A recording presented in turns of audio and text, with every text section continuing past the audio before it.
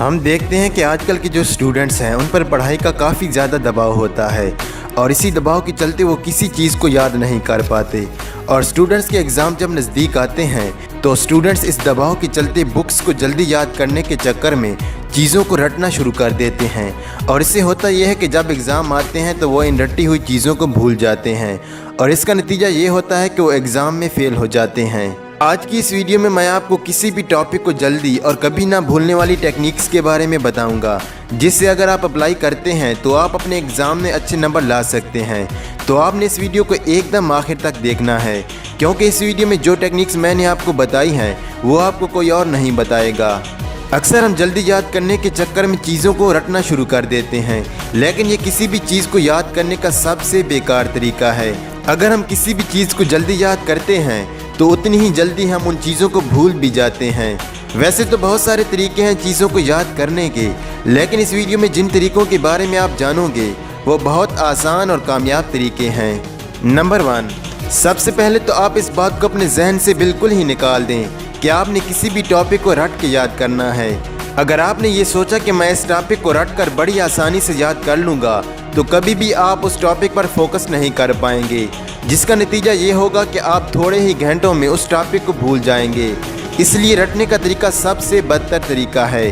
अब जिस भी टॉपिक को आपने याद करना है उस पर अपना पूरा फोकस लगा दें। किसी भी टॉपिक को याद करते वक्त आपके जहन में कोई दूसरा ख्याल नहीं आना चाहिए, इससे आप टॉपिक को बहुत जल्दी याद कर पाएंगे।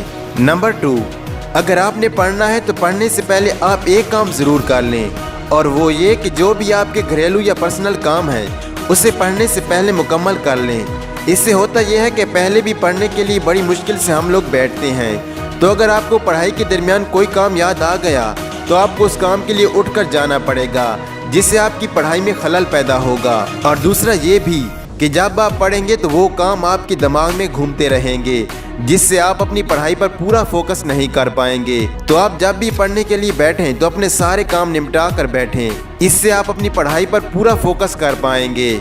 नंबर 3, अपने टॉपिक को सबसे पहले 1-2 बार अच्छी तरह पढ़ लें और फिर उसको अपनी आसान ज़ुबान में समझने की कोशिश करें।